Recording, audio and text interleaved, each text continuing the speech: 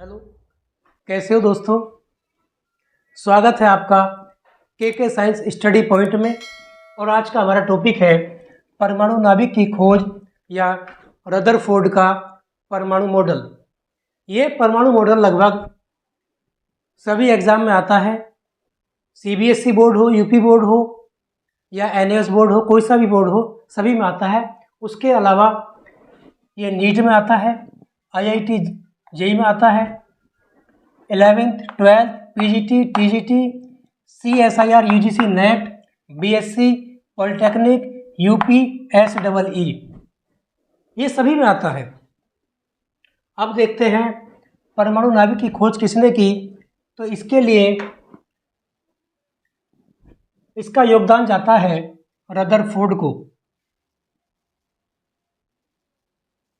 Rutherford ने यह प्रयोग 1911 में किया। रदरफोर्ड के साथ इनके दो सहकर्मी भी थे। दो सहकर्मी, एक का नाम था गीगर और दूसरे का नाम था मार्सडेन। गीगर इनका तकनीशियन था,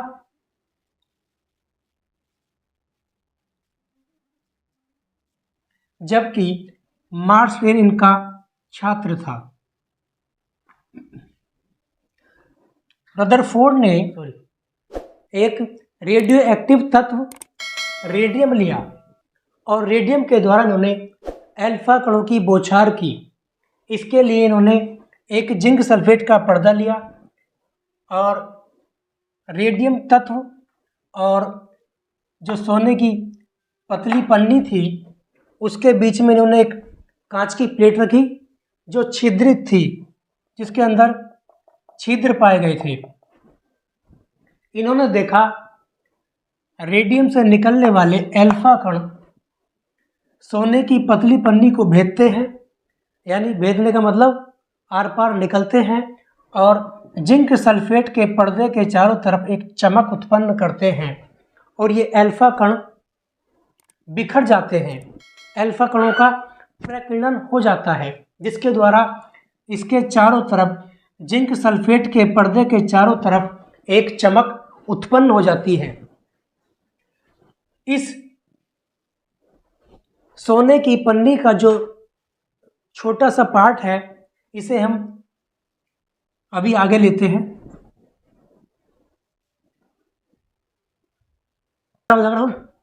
तो फिर हमने सोने की जो पतली पन्नी थी उसका छोटा सा पार्ट लिया, उसे यहाँ शो कर दिया। उसके बाद हमने देखा कि रेडियम से निकलने वाले अल्फा कण जब सोने की पतली पन्नी पर डलते हैं तो कुछ अल्फा कण सीधे चले जाते हैं, जिससे ये शो हुआ कि परमाणु के नाभिक में कोई रिक्त स्थान है, जिससे अल्फा कण सीधे चले गए। दूसरा पॉइंट, कुछ अल्फा कण अपने मार्ग से विक्षेपित हो गए, जिससे ये शो होता है कि परमाणु के नाभिक में कोई धन आवेशित भाग है, जिसे इन्होंने नाभिक कहा।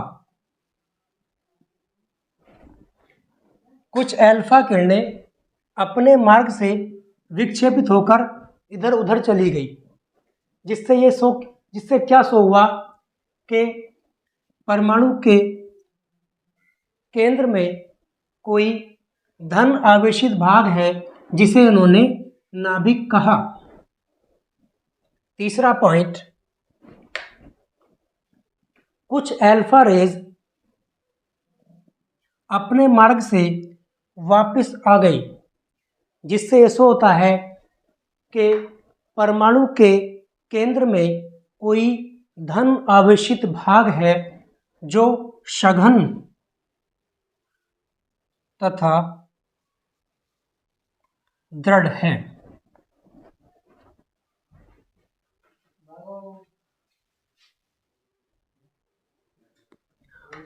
अब जो भी प्रयोगों द्वारा निष्कर्ष निकले अब हम उन्हें लिखकर यहाँ शो कर रहे हैं। इसमें सबसे पहला पॉइंट जो हमने बताया था, अधिकतर अल्फा कण सीधे निकल जाते हैं। इससे यह पता चलता है कि परमाणु का अधिकांश भाग खोखला है। दूसरा पॉइंट क्या था, बहुत कम अल्फा कण अपने मार्ग से वापस लौटे। इससे पता चलता है कि परमाणु के बीच में उपस्थित धन आवेशित भाग बहुत सघन व दृढ़ है। तीसरा पॉइंट था, कुछ अल्फा कण अपने मार्ग से थोड़े विक्षेपित हो गए थे। इससे पता चलता है कि परमाणु के केंद्र में कोई धन आवेशित भाग है, जिसे उन्होंने क्या कहा, नाभिक। और इस प्रकार नाभिक की खोज हुई। और ये खोज इन्होंने कब की, 1911 में। फिर आता है, रदरफोर्ड ने अल्फा कणों के प्रकीर्णन का मतलब होता है अल्फा कणों का बिखराव का मतलब बिखरना, अल्फा कणों का बिखरना चारों तरफ के प्रयोगों के आधार पर यह निष्कर्ष निकाला कि परमाणु के दो भाग होते हैं। पहला भाग परमाणु नाभिक, जिसमें समस्त धनावेश होता है। दूसरा, नाभिक के बाहर का विशाल क्षेत्र जिसमें इलेक्ट्रॉन रहते हैं। ये नाभिक है, इसमें प्रोटॉन न्यूट्रॉन है और ये कक्षाएं हैं, तो इसमें क्या रहते हैं, इलेक्ट्रॉन। पहला पार्ट ये है और दूसरा पार्ट ये, यानी नाभिक के बाहर का विशाल क्षेत्र जिसमें इलेक्ट्रॉन रहते हैं। ये एक विशाल क्षेत्र है जिसमें इलेक्ट्रॉन घूमते रहते हैं, चक्कर काटते रहते हैं। फिर आता है परमाणु नाभिक की त्रिज्या। इस नाभिक की त्रिज्या 10⁻³ से 10⁻12 सेंटीमीटर होती है, ये वाली त्रिज्या, ये से यहाँ यहाँ तक की। जबकि परमाणु की त्रिज्या लगभग 10⁻⁻8 सेंटीमीटर होती है पूरी। जो भी परमाणु होगा उसकी पूरी त्रिज्या 10⁻⁻8 सेंटीमीटर होती है। फिर आता है परमाणु के नाभिक में प्रोटॉन व न्यूट्रॉन होते हैं। इस नाभिक में प्रोटॉन प्लस न्यूट्रॉन पाए जाते हैं। फिर है प्रोटॉनों को सामूहिक रूप से न्यूक्लियॉन कहा जाता है, यानी प्रोटॉन प्लस न्यूट्रॉन का जो योग है उसे हम क्या कहते हैं, न्यूक्लियॉन कहते हैं।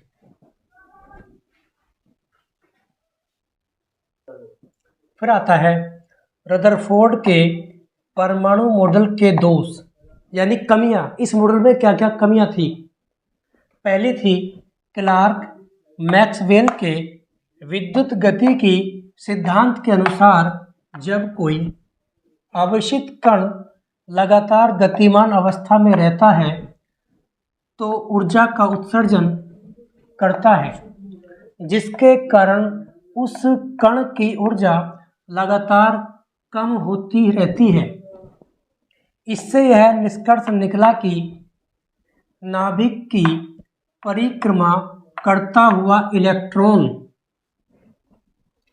लगातार ऊर्जा का उत्सर्जन करेगा, जिससे उसकी ऊर्जा कम होती रहेगी। अंत में इलेक्ट्रॉन नाभिक में गिरकर अपना अस्तित्व खो देगा। कोई भी चीज़ है, लगातार अगर रेसर भी लगातार रेस मारेगा तो भी क्या है, थक कर गिर जाएगा। उसी तरह से क्या है, इलेक्ट्रॉन है, जब इलेक्ट्रॉन नाभिक के चारों तरफ चक्कर काटेगा तो ऊर्जा का भी ह्रास होगा, ऊर्जा में कमी आएगी। और जब ऊर्जा में कमी आएगी तो एक समय ऐसा आएगा ये यहाँ से आकर यहाँ आ जाएगा और लास्ट में नाभिक में आकर अपना दम तोड़ देगा।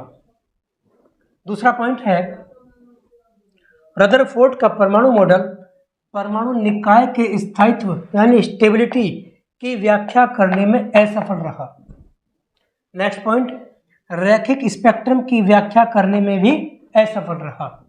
तीसरा पॉइंट है इसका इलेक्ट्रॉनिक संरचना, इसमें है कक्षाएं, वेग, ऊर्जा की भी व्याख्या करने में असफल रहा। ये था हमारा रदरफोर्ड का परमाणु मॉडल। वीडियो अच्छी लगे तो लाइक करें, शेयर करें और सब्सक्राइब करें। Thank you.